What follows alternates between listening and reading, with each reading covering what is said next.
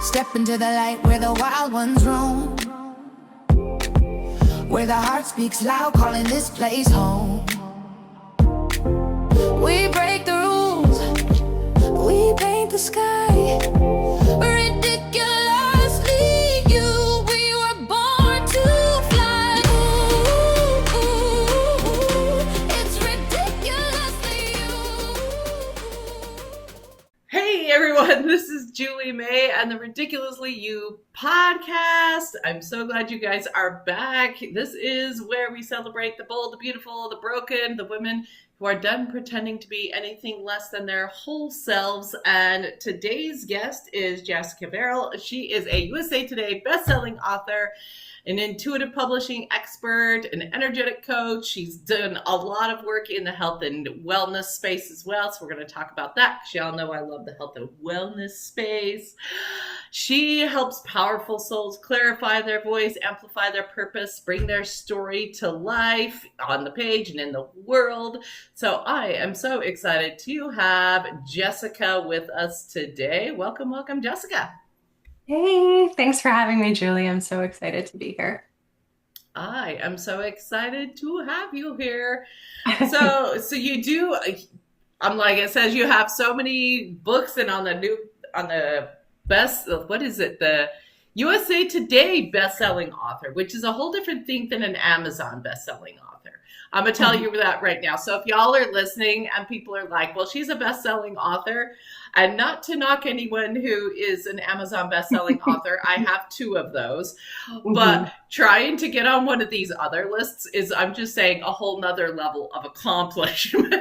So like, that is freaking awesome, actually. So tell me a little bit about how you got into this world of writing books and helping people and, you know, having their best healthy selves and all of that. There's usually like here I was in the before lands, and then I decided I was going to do something bigger, better. Or did you start just from scratch and knew you wanted to go out and like change the world and be awesome?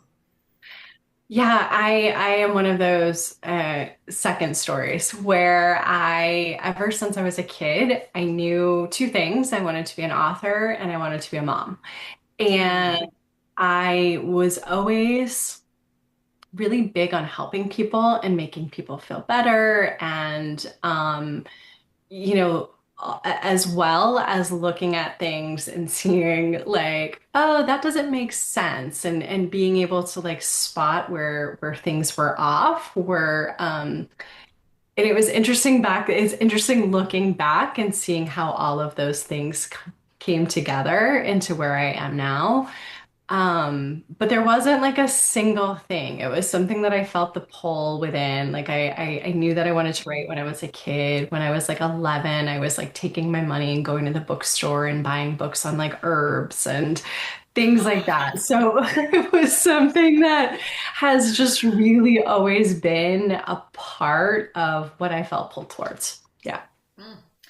Did you get into the writing space first, or did you get more into like health and wellness first, or did they kind of coincide together? Health and wellness. Yeah, I started that path. I was initially planning on going to chiropractic school and going that route. And then after moving around the country a little bit, I ended up back in New England where I grew up and going to massage therapy school, which I was like, this is a stepping stone. I knew it wasn't going to be my forever thing, but shortly before that, I had been introduced to energetics through Reiki, and then massage and energy work just really made sense. And I loved it. It was very, very rewarding helping people. But there's always that like, there's more, like that tug pulling you forward. Yeah, and the more was. The more was, I mean, it's continually evolving, right? Yeah. So for a while you do like the logical thing and you're like, okay, I'm gonna go back to school. And I did, and I got my bachelor's of science degree and was planning on going to grad school and doing that whole route. And then, somewhere in there, I met my husband, we got married. And then when I was supposed to start grad school, I ended up having a baby. So that kind of that switched my trajectory. And so instead of going into, occupational therapy, I was doing more wellness coaching, was still doing massage and working with a lot of other health facilitators and doing some online energetics. And then in there, I got introduced to someone who was supporting authors in writing and started in that realm. And that really has like pulled me into this beautiful other creation. What do you love about working with authors? Oh, so much. It is just such a beautiful it is such a beautiful gift to be able to express one's feelings, whether they're writing fiction, nonfiction, memoirs, personal development, whatever it is. We have the ability to impact someone um, through our words and continuously and build a legacy and support our own businesses. But one of the things that I really, really, truly love about it is that, so many people I work with, as you're writing, it's just such a healing and transformational experience that I'm continually hearing and the way that I work, that's part of the intention as well. We bring everything together, but it's they're clarifying their voice, they're getting more foundation in their business or their direction or where they're wanting to go. They're feeling more confident. They're working through challenges or pains that they didn't know were maybe still issues for them until they started to talk about it. And it's just such a beautiful, beautiful, rich and deep experience that I could have never expected. Mm. So I've found that when people are writing, especially if they're writing their own story or something that's like very personal to them, they it can bring up a lot of triggers. It can be like very difficult to go there emotionally. Do you ever see your healing work coming in and through with the book writing thing? And how do those kind of support each other with that? Yeah, yeah, absolutely. So, well, when you do energetics and healing, it's just a part of who you are. Or when you're intuitive, which, I am as well, it's just a part of who you are. It's like, can you quiet it? Can you direct it? Can you channel it? Absolutely. But it's like that secret sauce that's going to kind of flavor everything that you do or make. And so within working with clients, we're really looking at, I can often feel when there's something coming up for them anyways. And so it's kind of, bringing that up, working through things, not in a sense where it's like coaching so much because these are very like self-driven people that I'm working with. They're writing books and becoming published and all of that. It's just acknowledging those things and maybe giving a different perspective or shifting the energy in the container slightly so that things start to um, flow a little bit more easily. And it's also comes through in terms of really so many of the strategic decisions as like, you know, here would be a really good angle for you, or I think this would be a better, cover, or like really using that piece to help hone in and get their energy as clear and prominent and focused as we can through that. It's just it's such a fun it's so fun how it comes together. And yeah. Yeah. So how long have you been coaching on books? It has been, well, in February, it will be 4 years. 4 years. So you've mostly been coaching in the land where AI existed. Yeah. Mhm. So how does Um, that integrate? Because I guess maybe ChatGPT was maybe a year or two after mhm. that. So how has that changed the way people write? Are they still writing like every word of their own? Are they AI integrating? Are they like, what's your philosophy on that? Because that becomes a different, like I can see it as being helpful and I can see it as being it's not the same process as writing all the words yourself. So tell me your thoughts on AI in that process for people. Yeah, I love this question. And it's so polarizing because, especially in the writing world, there are people who are like, yeah, it's great. And there are people who are like, never, you know, Yeah. that's not okay. That's not writing. I land somewhere in the middle. Interestingly enough, like I think that AI has its place. I really feel when you use it in integrity and with um, the intention that it can really help you. It can really help you. And the way that that looks for me, or the way that I see that, is that, if you want a little bit of support with ideas for character development, if you're writing fiction, or if you are wanting, I use AI quite a bit myself to help organize my thoughts. I have Mm, so many ideas and so many things that I want to do, and having something where I can funnel it in and like, okay, help me organize this. These are my goals. And I yeah. think in the same way with writing a book, where a lot of people, they do come and they're like, oh, I have this idea and it's like here, or then their book goes over here, and it's like it's very disjointed, or it's really like the idea of like five books that they're trying to compress into one. Having the support of AI be like, okay, let's like flesh this out a little bit, and working back and forth. However, if you're like, I want you to write me a book about X, Y, and Z, that, I tend to not agree with as much. Currently, it's not, because to me that you haven't written it. You have the idea or the theme, but that's not actually writing it. So if you're using it to support yourself and to help get things moving, organize thoughts, get clarity, character development, or doing things like help me phrase this back cover a little bit differently. I want it to say this, and to give suggestions.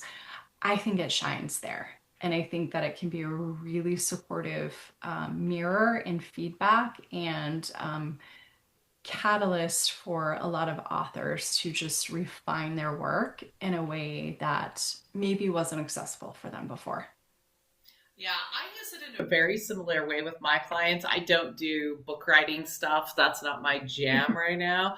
But like I do help my clients create like their coaching programs and stuff. And one of the things I'll have them do is just like put it on record and just like free talk about like how they actually help people. Like just talk about it and just be like, okay, usually I do this. And then, I learned this thing, but this is my way of doing it. Cause I always like them to have like, it needs to be like your way of doing it. And once they've talked it all out and it just goes in, then ChatGPT or whatever one you're using, Gemini or whatever, can go, okay, here's the organized thing. Here's the patterns I'm seeing. And then you can go, oh, okay, that is what I do every time. Or you can go, actually, I would reorganize this, but it helps you organize things.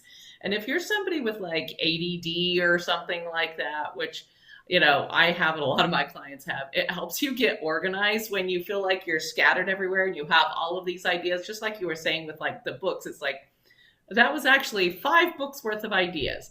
Yes. But here's how we can make them integrate together. And look, that's even better. Now you have ideas for a 5-book series. Fantastic, right? But having somebody like, not somebody, but like a tool to use that's going to help organize what all of their own original ideas look like, I think can be massively, massively valuable. I am somebody who gets a little grumpy sometimes when it's like, they don't even know the subject. They don't even know anything about it. It's like, I know nothing about this subject, but ChatGPT write me a book about. I don't love that. and I do see that occasionally. I don't love that. I don't think it's the majority though. I at least that's my hope, when you're using it as a tool and you're like, here is everything I know about this subject, and here, like, ask me questions. That's something I'll tell it all the time. I'm like, ask me questions to help me remember something further or to help me dive deeper into this. And then when it's like, here's all the information that's me, help me organize it, that's a pretty damn good tool. It really is. And the amount of time that it saves and how much more you can cover is just phenomenal. And I 100%. And one of the things I really like too is if you have an idea and asking it like, poke holes in this. What Yes. could go wrong? What is off? What do I need to hone in more? Like, where do I need to tighten this up? Is just such a beautiful tool. Yeah. I will say if people are ChatGPT users, if you use one of the legacy models, like if you're going back Mhm. down to like 4 or something like that, it will poke holes better than the newer models. The newer models are kind of meant to just like cheerlead you and be like, Yeah. yay, Like, everything you're doing you're is so so good. awesome. Yeah. Hooray, you. Yay, Yes. you.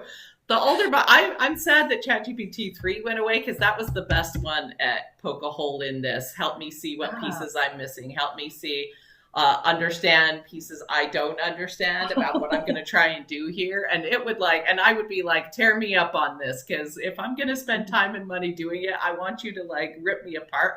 ChatGPT 3 could do really well with that. The newer versions aren't as great, but you can like toggle it and be like, go to a legacy model, and it will do a little bit better with that poke a hole in that situation, from what I found anyway. Oh, awesome. Well, thank you for that. I hadn't toggled back to those old ones. I just tend to ask it more like, what else? Be mean to me, be blunt, be unbiased, like It'll get there a little give it to faster in me. legacy models. Okay. Good to know. Yeah, yeah.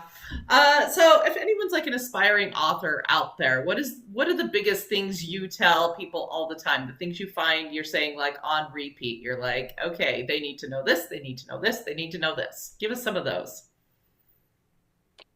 Yeah.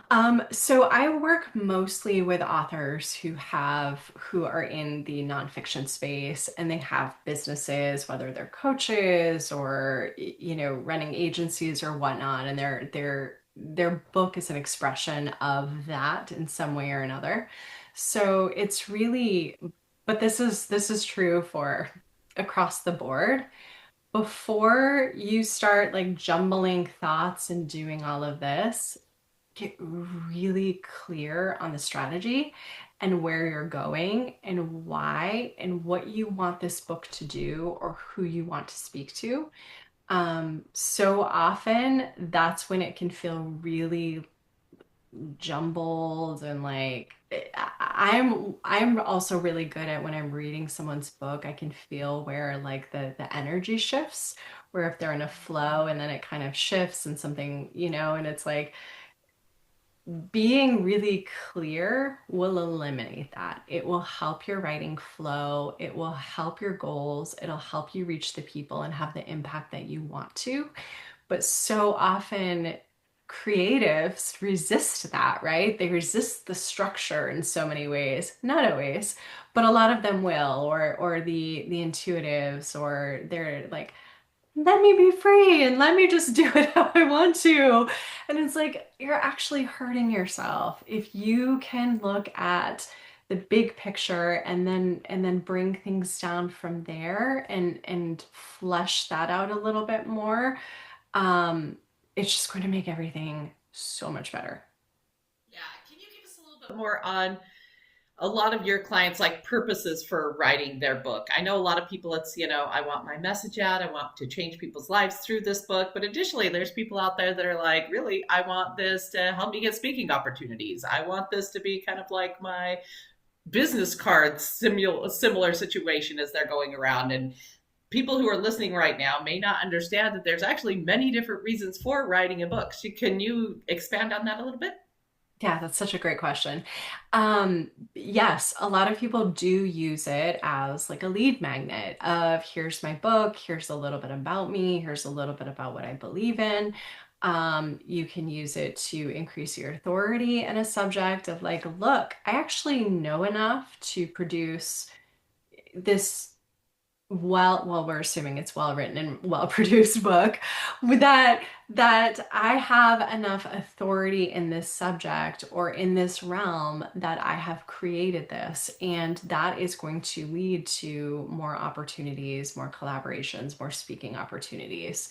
um I have people, I do have people where it is an expression. I have one client who we're actually releasing her seventh book um, in a couple of months, and she writes fiction. She writes young adult fiction because she's an attorney, and things that she has seen, she writes into fiction. And it's her Oh, way that's of fun. having a voice and calling out these different components of injustices. And it's not like, word for word or, the exact scenarios, of course, but she fictionizes themes that she has seen. And so it's her way to have a voice. But for most of the people that I'm working with, it is like, a business card. You are able to produce something once and it's going to continue creating for you. It's continually circulating. It's a part of a legacy. It's a really great way to open up new opportunities, whatever that looks like for you. And for some people, it's courses or speaking or leading back to their one-to-one. And for other people, it's they're wanting to have the impact.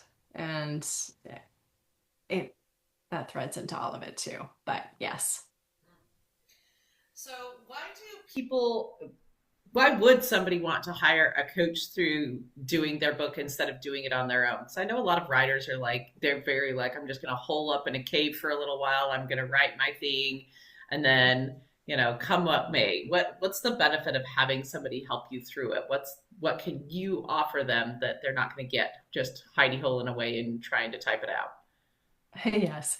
So I specifically, myself and the business I founded, we specialize in doing more of the strategy. So the strategic overview, the connecting things into your business, the visibility piece. So, here's what you're going to want to do with it based on your goals. Here's what I would recommend, as well as the execution. So, if you are wanting to have more control over the production process, the creative process, traditional publishing probably isn't for you.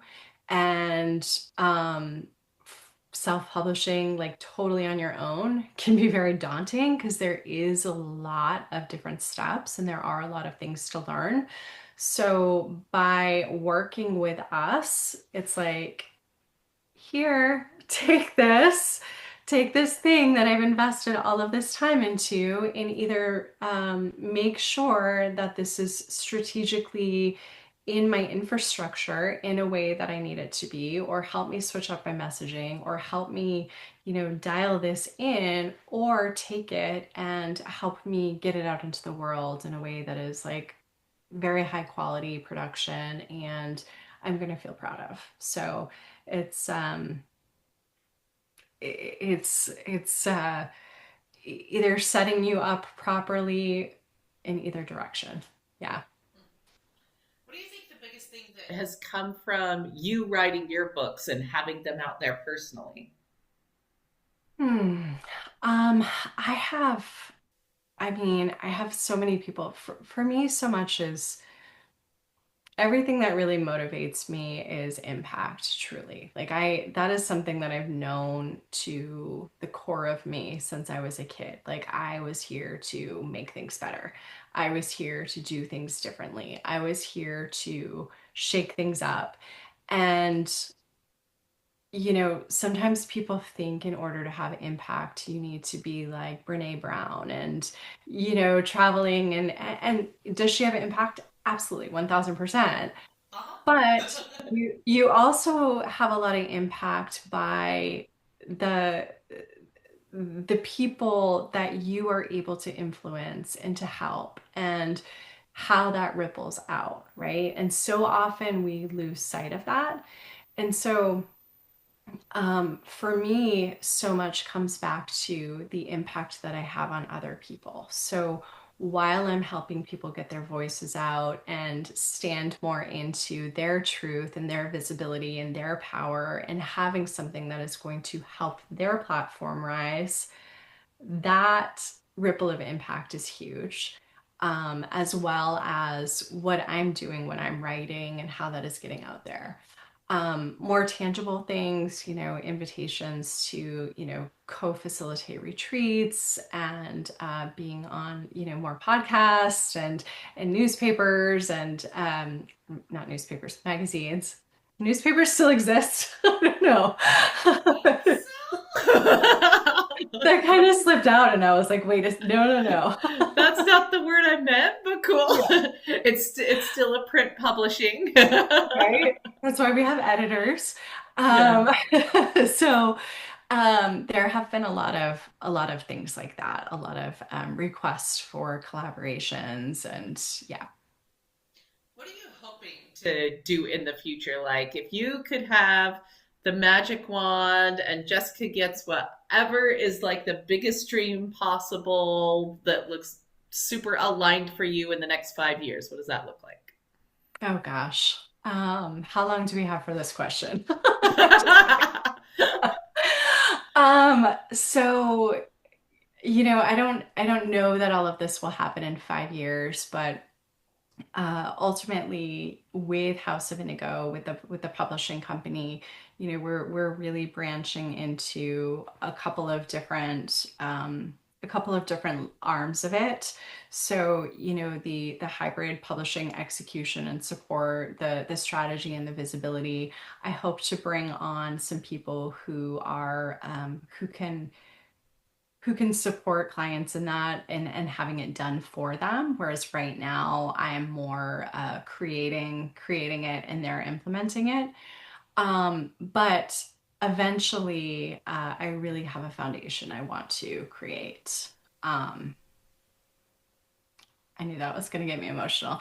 I really have a foundation that I'm wanting to create to support more people in transitions within their lives and helping them through either times of grief and loss or mental challenges or things of that nature. I think that there's a lot that's lacking in our communities and our societies um, from a holistic perspective in helping people get resources to truly heal and support them through the big challenges of life.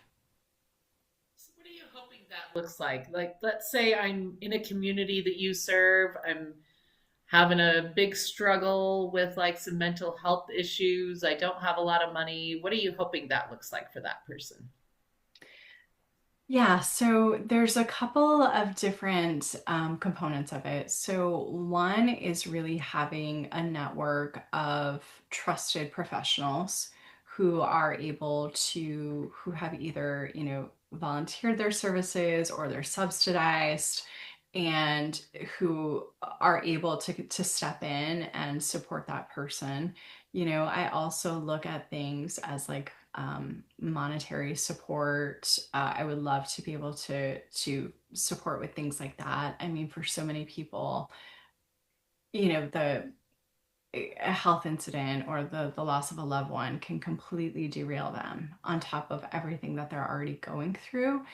I just feel like there's a lot lacking in our world.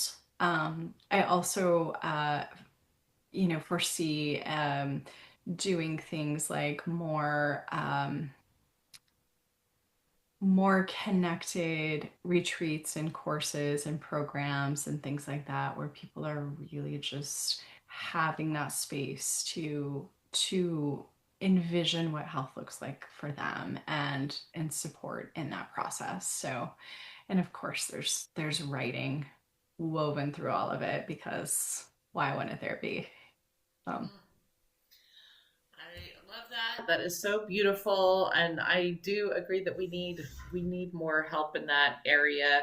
I'm a big believer that a lot of our homeless population and stuff like that happened because of mental health crisis, where they didn't get the support they needed.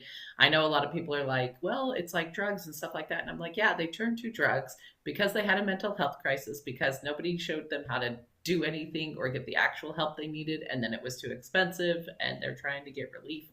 And I think there's a lot of people who could be prevented from having a situation that goes down that path if they had the right support, in all honesty. So it's kind of something that I'm pretty passionate about as well. So that's a beautiful thing.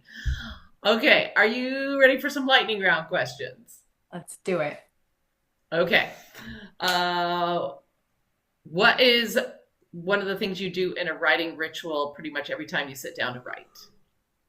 Center myself. What does that look like? Well, because because I've been studying energetics for over 20 years, it's first really clearing my energy and making sure that it is me. There's nothing else in my space and my energy that's going to have an impact on that. Taking some deep breaths, coming within, opening my heart, and having the intention of what I want to write to come through. Love that. Do you have any publishing pet peeves? Um, well, where I think none of them are popping. Sorry, I know this is lightning round. None of them are completely popping into mind. Um, I think it's really probably disorganization, honestly. Is there a song that could instantly shift you into the right mindset? You like that song comes on and you're like, jamming. Oh my gosh, so many. I really, over the past few years, it's been the song Unwritten, interestingly enough, by I think it's Natalie Imbruglia, but it's just about how we have so much potential left in our lives and we're creating it, and I love that. That Um, is fantastic. Let's see. One thing you would do differently if you could go back 10 years. Are you somebody that would do anything differently? And if you are, what is one thing you would change? oh gosh. Um,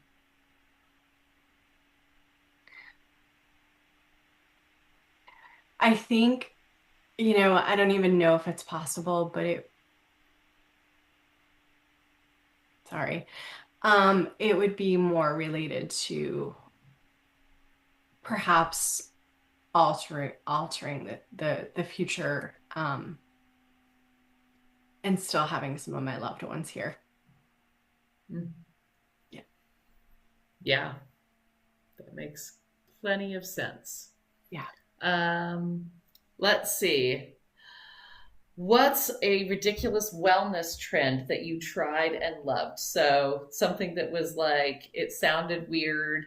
Other people were like, what on earth are you doing? But it was like the thing that really like you loved. That's me. I've done like I do fasting. I have an infrared sauna in my family room. I am, I work primarily with naturopathic doctors. That's me. Oh, Like the whole thing. If it all of sounds like unconventional, that's probably the more correct path for you. it. Yes. I resonate with that so much. Let's see. What's your favorite way to get grounded really fast? Going outdoors and walking. Yeah. Mm, yeah, yeah, yeah. And if you had one more message for our audience, they could take away one thing from today, what would it be? We are not, we so often get caught up in what our circumstances are right now and how challenging things are, and earth can be really, really hard. I actually like tend to call this ghetto sometimes down here, because I really think I think in a lot of ways it is. But we are not, this is just a blimp. This is not truly the depth of who we are. And when times are hard, or when you're looking for that voice or that clarity, or not wondering why things are going a certain way, to connect with that bigger part of who you are, because it's there and it really can be so supportive. Yeah, I think that's so interesting to call the earth like the ghetto land because it is. It's like, okay, compared to what our highest selves are used to, this is a little rough, buddy, sometimes, right? That's too funny. I have never heard anyone describe it that way, but I can totally understand where you're coming from with that. If you understood, like, the Yes. greatness on what that realm feels and looks like, it's a little rough, buddy, sometimes. But it's It's such a not good rough. learning experience. That's kind of how I see it. I'm like, you know what? My belief is I chose to come and experience this to learn and grow in a certain way in this circumstance that I couldn't learn any other way. And like my job here on this planet right now is like I have one job, and that is to learn and grow and love to my best ability. And that's it. That's my whole job here, Yes. right? Yes. Absolutely. And it's perspective. Perspective is everything, and being present. That has been a huge thing for me through, I've been in a really big grief journey this year. And being present and in the moment is what has gotten me through some of the hardest times. Yeah. That is a great message for everyone out there because, grief hits in such interesting ways. Like my mom passed away last year, and it has been interesting to kind of watch different family members like handle it. And I don't know if handle it is the right word, but like express it or showcase what they're feeling and going through differently. But it like grief has no like agenda. It doesn't go in an order. It's not logical. It sits in everybody's body differently. And, being able to connect and get grounded and do be present. Like this is, right now I'm sitting here and I'm talking to Jessica and we're having a connection here. And when this airs later, I'm going to be connecting with the audience out there. And that is that present moment because that is what we have, right? We don't have, past is like an amalgamation of stories we associate with memories, and future is, whatever we have right here, right now. I have this second and this second and this second to be present and actually be alive. And I think that's what, being present does is it teaches you what being alive actually is. So well said. Absolutely. Yeah. Well, thank you. Thank you so much for coming on. Jessica, where can people find more of you? I'm on pretty much all social media under Jess Verrill, and my publishing is House of Indigo. Our website is House of Inigo Collective, and we've got all kinds of info there. Okay, you guys will see all of the links below to find her more easily. If you guys are looking for somebody to help you get through some writing process, you've got a book coming, definitely go follow her, connect with her. I am so glad that you came on and shared all of you with us. I appreciate you and your time so very much. And for everyone listening, if you loved this episode, make sure to like, subscribe, download, share it with a friend, connect with all those people out there who just need to be more present or have a bigger story of being an author and want to get out in the writing world, get out and have your inspiration and your message heard. Make sure you share this with them. And with that, this has been Julie May and the Ridiculously You podcast, reminding you to love even the ridiculous parts of yourself. Bye. Share the spark, take it higher. Hit subscribe, bring a friend. Let the wildness never end. Tap in, stand true. This is your